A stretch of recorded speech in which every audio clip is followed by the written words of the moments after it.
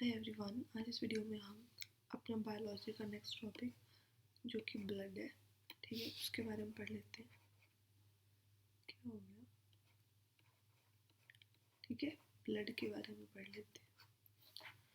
तो ब्लड में हम क्या क्या पढ़ेंगे? सबसे पहले तो ब्लड किस तरह का टिश्यू है। ब्लड एक कनेक्टिव टिश्यू है।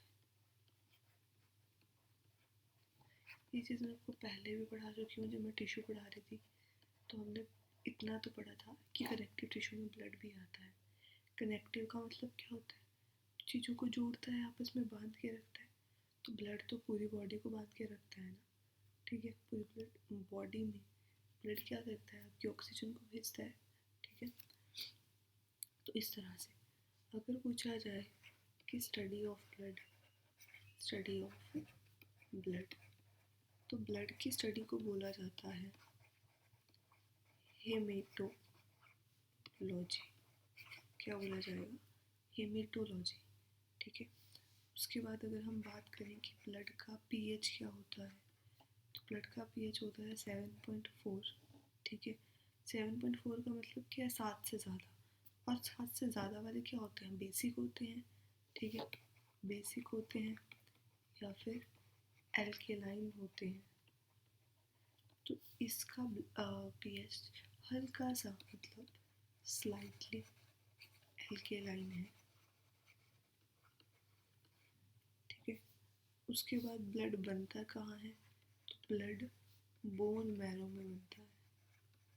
अब ये बोन मैरो क्या है? ठीक है, ऐसे मान के चलो कि ये आपकी कोई हड्डी है। अब इस हड्डी के अंदर ना यहाँ पे एक स्पंज की तरह टिश्यू होता है, यही आपकी बोन मैरो है, ठीक है। ये हेल्प करती है किस चीज़ में? ब्लड की फॉर्मेशन में,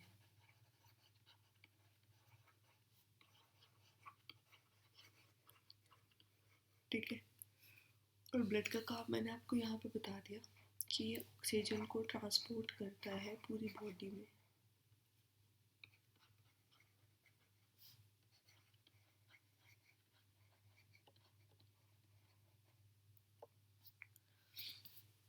अब इस बोन मैरो का काम क्या है? इसमें ब्लड बनता है। ब्लड में क्या क्या होते हैं? आपके रेड ब्लड सेल्स बनते हैं, वाइट ब्लड सेल्स बनते हैं, और आपकी जो प्लेटलेट्स होते हैं वो भी बनते हैं, ठीक है। अब ये देखो, प्योर ब्लड। प्योर ब्लड का मतलब क्या है?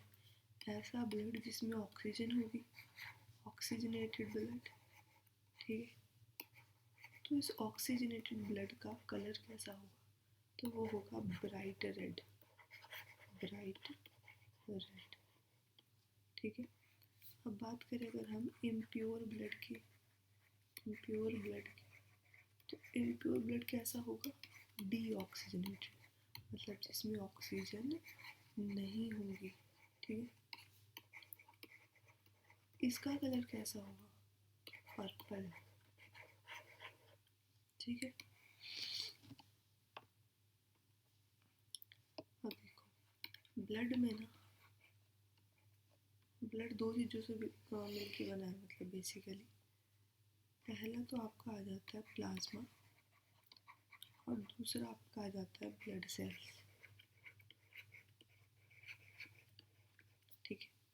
जो आपका खून होता है उसमें प्लाज्मा कितना होता है? 55%, और ब्लड सेल्स कितने होते हैं? 45%। प्लाज्मा का कलर कैसा होता है? प्लाज्मा का कलर होता है येलो, ठीक है। उसके बाद प्लाज्मा में क्या क्या होता है? तो देखो, प्लाज्मा में 92% आपका होता है वाटर, ठीक है। बाकी का जो बचा 8% प्लाज्मा में होता है आपका प्लाज्मा प्रोटीन्स। और ये प्लाज्मा प्रोटीन्स कौन कौन से होते हैं, इनके नाम लिख देती हूँ मैं। अल्बुमिन, ठीक है, ग्लोबुलिन,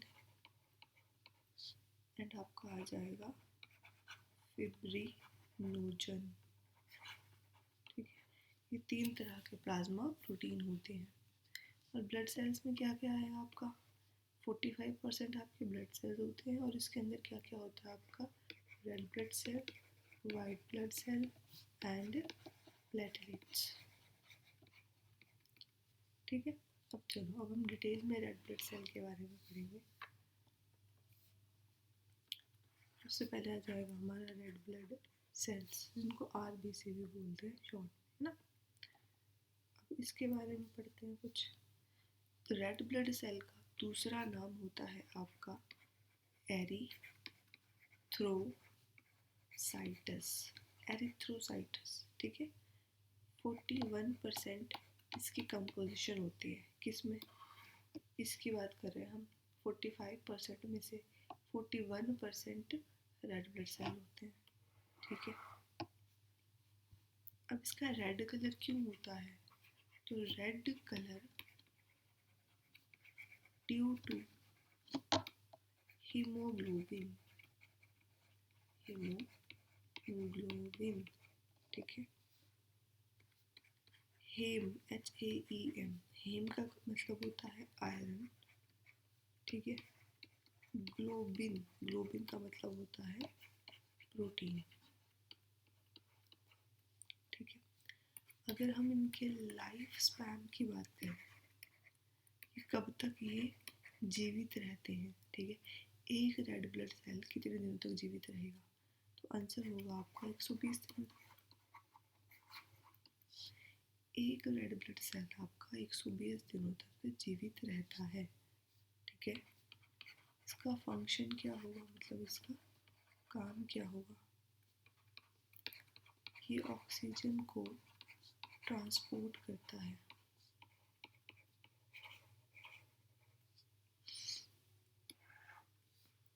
ठीक है, अब अगर हम बात करें graveyard of red blood cell, मतलब और 120 दिन बाद एक रेड ब्लड सेल मर गया, अब वो कहाँ पे स्टोर होगा, तो वो कहाँ पे स्टोर होगा आपका स्प्लीन में। ठीक है, इसीलिए स्प्लीन को बोला जाता है graveyard of red blood cell. ठीक है, अब अगर हम रेड ब्लड सेल की शेप की बात करें कि यार इसकी शेप कैसी होती है, तो इसकी शेप होती है बाय कनकेव या फिर डिस्क शेप, मतलब बेसिकली इसकी शेप कैसी होगी, कुछ ऐसे करके होगी। ठीक है, अब देखो अगर आपकी बॉडी में कमी हो जाए किसकी,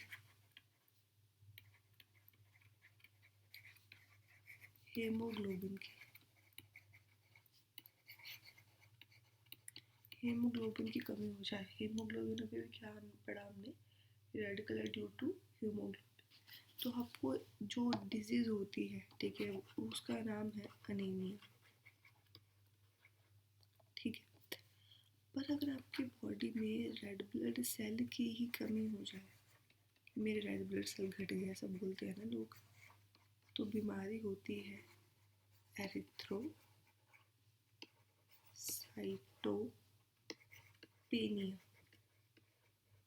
ठीक है, नाम याद रखना मुश्किल नहीं है, रेड ब्लड सेल का दूसरा नाम क्या है, एरिथ्रोसाइटस। ठीक है, यहाँ पे बस साइटोपेनिया लगाना है अगर रेड ब्लड सेल की डेफिशिएंसी हो जाए। ठीक है, और अगर रेड ब्लड सेल आपका एक्सेस में हो जाए, मतलब ज़्यादा हो जाए, तब कौन सी बीमारी होगी, तब होएगी आपकी पॉलीसाइथेमिया, पॉलीसाइथेमिया। ठीक है, क्लियर हो गया।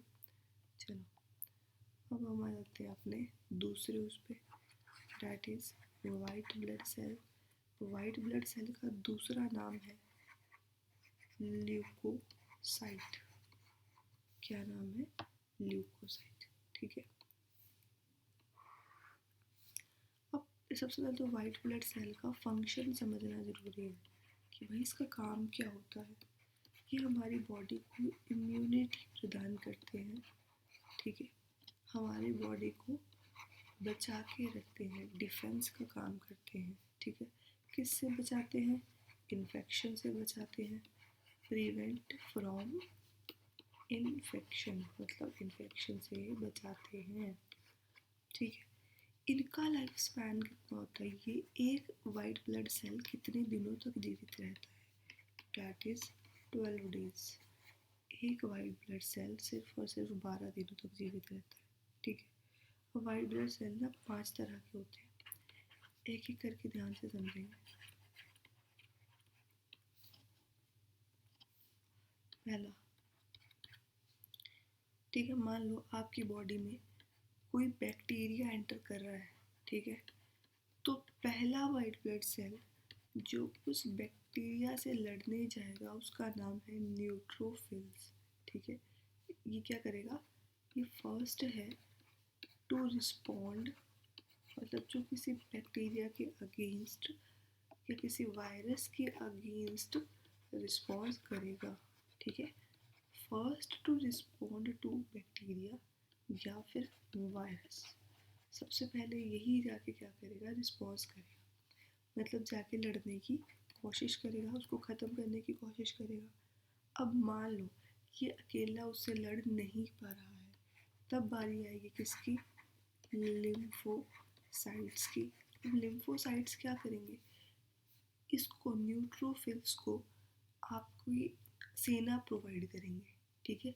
सेना प्रोवाइड करेंगे मतलब एंटीबॉडीज प्रोड्यूस करेंगे, प्रोडक्शन ऑफ एंटीबॉडीज। अब इसने इसको क्या करी, सेना प्रोवाइड कर दी, भाई तू अकेला नहीं लड़ पा रहा बैक्टीरिया से, वायरस से, ये ले तू सेना ले ले। अब इस सेना ने उस बैक्टीरिया को मार दिया और कुछ बंदे तो सेना के भी मरे होंगे, तो उसको साफ करने का काम कौन करेगा, ठीक है। फिर आ जाएगा आपका किसका काम, मोनोसाइटस का। ये क्या करेगा, ये आपके डेड को साफ करेगा, क्लीन अप डेड सेल्स, ठीक है। फोर्थ आ जाएगा आपका, अब मान लो ना कि आपको ना एलर्जी हुई है किसी चीज़ से, फिर कौन सा काम करेगा, फिर काम आएगा किसका, ओसिनोफिल्स। ओसिनोफिल्स ये किसकी कब काम करेगा, जब आपको एलर्जी के सिम्टम्स दिख रहे हो, ठीक है, उसको क्योर करने में, उसको ठीक करने में ओसिनोफिल्स काम करेगा। और अगर मान लो कि आपको अस्थमा है, ठीक है, तब काम आता है किसका, बेसोफिल्स का। मतलब जिसको अस्थमा है उसको इम्यूनिटी प्रोवाइड करने का काम किसका होगा, बेसोफिल्स का, immunity in case of asthma, ठीक है। ये पढ़ लिया हमने किसके बारे में, अपने वाइट ब्लड सेल। थर्ड आ जाएंगे हमारे क्या, प्लेटलेट्स। प्लेटलेट्स का दूसरा नाम क्या है, थ्रोम्बोसाइट। क्या बोला, थ्रोम्बोसाइट, ठीक है। इसका काम क्या है, देखो सबसे इम्पोर्टेंट काम क्या है इसका, helps in blood clotting. Blood clotting का क्या मतलब है, देखो आपको चोट लगती है, अगर आपको छोटी मोटी चोट लग रहा है तो आप देखोगे कि थोड़े टाइम बाद ना खुद ही खून बहना बंद हो जाता है, तो वो क्या है, ब्लड क्लॉटिंग। अगर आप में प्लेटलेट्स ही नहीं होंगे तो वो ब्लड क्लॉटिंग ही नहीं होगी, मतलब आपका खून बहता ही जाएगा बहता ही जाएगा और आप मर जाओगे, ठीक है, ऑब्वियस सी बात है। तो प्लेटलेट्स हेल्प करता है आपके खून को खुद ब खुद बंद होने में, क्लॉटिंग में, ठीक है। और मान लो अगर आपकी बॉडी में क्लॉटिंग नहीं हो रही, आपकी बॉडी में कौन सा क्लॉटिंग फैक्टर है, मतलब कि क्लॉटिंग वाली चीज़ ही अब्सेंट है, आपकी बॉडी में क्लॉटिंग नहीं होती, तो आपको कौन सी बीमारी होगी, आपको होएगा हेमोफीलिया, हेमोफीलिया, ठीक है। एक हेल्दी एडल्ट में, मतलब मैं अगर एक हेल्दी पर्सन हूँ, एक हेल्दी एडल्ट हूँ, तो मेरे में कितना खून होना चाहिए, ठीक है, तो मेरे में कितना खून होना चाहिए, तो मेरे में 5.5 लीटर से लेके 5.8 लीटर, ये मिनिमम है बेसिकली, मतलब इससे ज़्यादा ही खून होना चाहिए, ठीक। कभी कभी आपने सुना होगा कि सीबीसी का टेस्ट होता है। पहले तो सीबीसी का टेस्ट क्या होता है, कंप्लीट ब्लड काउंट, आप बोलते हो ना यार मेरी बॉडी में सेल कम पड़ गए है ना, डॉक्टर ने सीबीसी का टेस्ट करने को बोला था। तो उसमें क्या होता है, इस टेस्ट में आपके वाइट ब्लड सेल्स काउंट किए जाते हैं। बेसिकली ये बताया जाता है कि आपकी बॉडी में कितने total number of white blood cell हैं। ठीक है, तो ये पता होना चाहिए सीबीसी के टेस्ट में किसको काउंट किया जाता है, वाइट ब्लड सेल को काउंट किया जाता है। ठीक, चलो नेक्स्ट देखिए, हम अपना नेक्स्ट देख लेते हैं। नेक्स्ट आ जाएगा हमारा ब्लड ग्रुप। ये बहुत ही मतलब ना प्रैक्टिकल सा टॉपिक है, सबको आना चाहिए मेरे हिसाब से। तो पहले तो ये पता होना चाहिए कौन कौन से ब्लड ग्रुप होते हैं। तो ए होता है, बी होता है, ए बी होता है और आपका ओ होता है। इसके अलावा कोई ब्लड ग्रुप नहीं होता। ठीक है, मेरी नज़रों में हो सकता है कोई रेयर पर्सन हो एंड ऑल। ठीक, पहला point, father of blood group. Father of blood group, तो फादर ऑफ ब्लड ग्रुप कौन है, Karl Landsteiner. Father of blood group क्या है, कौन है, कार्ल लैंडस्टेनर। ठीक है, उसके बाद देखो कैसे समझना है इसको। मान लो ये कोई रेड ब्लड सेल है, इस रेड ब्लड सेल के ऊपर, आई थिंक मैंने पहले भी समझा रखा है टॉपिक में, जैसे याद आ रहा है कुछ। इस रेड ब्लड सेल के ऊपर एक प्रोटीन प्रेजेंट होता है। क्या होता है, एक प्रोटीन प्रेजेंट होता है। ठीक है, इस प्रोटीन को हम बोलते हैं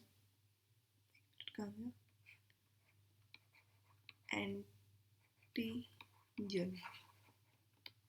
ये इस एंटीजन पर डिपेंड करता है कि हमारा ब्लड ग्रुप क्या होगा। ठीक है, देखो अगर आपका एंटीजन मान लो ए है, ठीक है, तो फिर ये बाहर से आने वाले, बाहर से ए को ही एंटर होने देगा या फिर ऐसे उसको एंटर होने देगा जिसमें ए प्रेजेंट हो। ठीक है, या फिर किसको एंटर होने देगा, जिसमें कुछ भी प्रेजेंट ना हो। पर अगर आपका एंटीजन ए है तो क्या वो बी को एंटर होने देगा, नहीं। क्यों, क्योंकि उसके लिए बी क्या है, दुश्मन है, क्योंकि उसमें इसकी सेना का कोई नहीं है ना, तो बी उसके लिए दुश्मन ही हुआ। ठीक है, तो एंटीजन दो तरह के होते हैं, या तो ए होता है या तो बी होता है। इसको भी हम समझते हैं डिटेल में, टेंशन ना लो। एक छोटा सा कॉलम बना लेते हैं,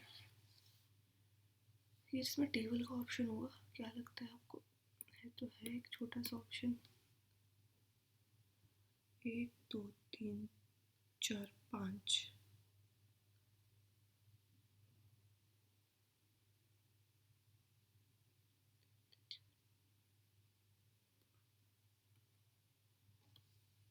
वाह कितना बड़ा टेबल बन गया है। ऐसा ना हो कि इस टेबल में मैं, यार ये थोड़ा बड़ा नहीं हो सकता, इससे बढ़िया ना ही आता। क्या था ये, इसमें मैं क्या ही समझाऊंगी।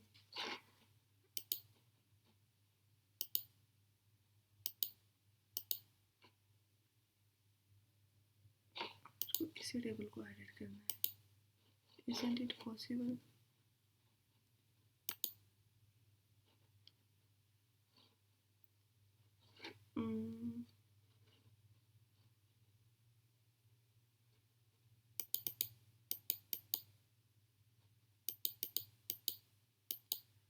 No it's not possible, I think so इसमें नहीं हो पा रहा। कोई बात नहीं, इस टेबल को करो इग्नोर, मेरे पास इतना टाइम भी नहीं है, मेरा लैपटॉप वैसे भी स्विच ऑफ होने वाला है।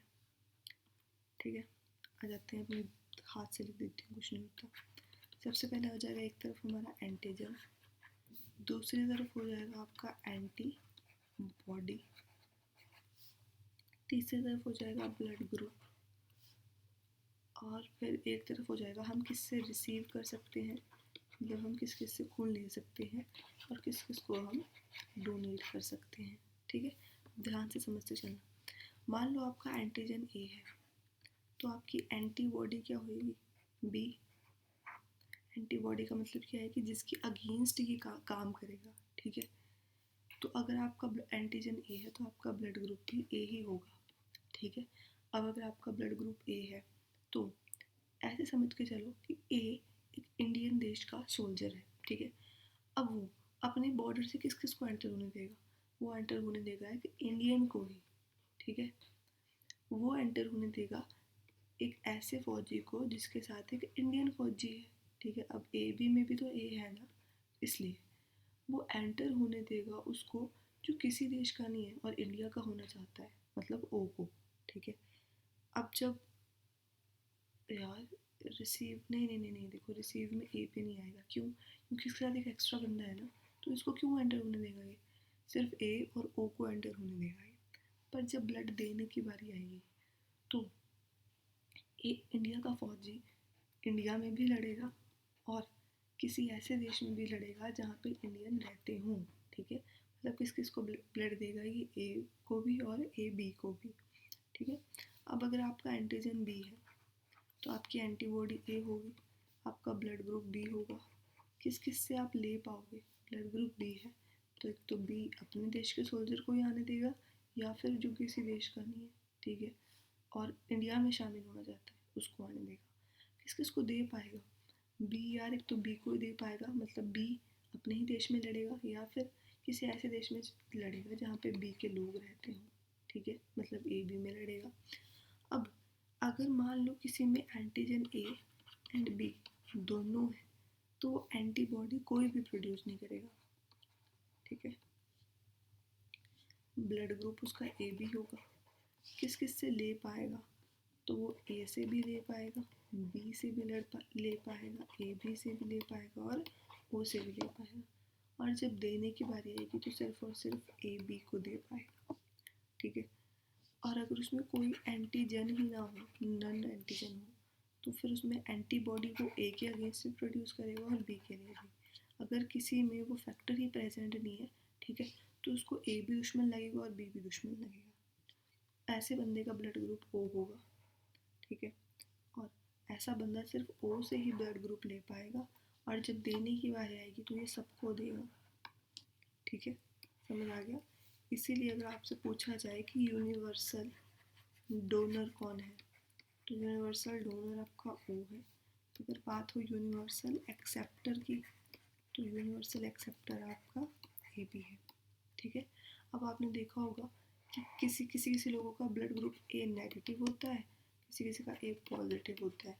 अब ये नेगेटिव और पॉजिटिव का फैक्टर कहाँ से आता है? तो एक मंकी है, उस मंकी का नाम है रेसस मंकी। जिस जिस बंदे में इस मंकी का फैक्टर प्रेजेंट होगा, ठीक है, प्रेजेंट होगा, उस बंदे का ब्लड ग्रुप पॉजिटिव होगा। और जिस भी इंसान में इस बंदर का फैक्टर अब्सेंट होगा उसका ब्लड ग्रुप नेगेटिव होगा, ठीक है। इस वीडियो में इतना ही, मिलते हैं नेक्स्ट में। Thank you.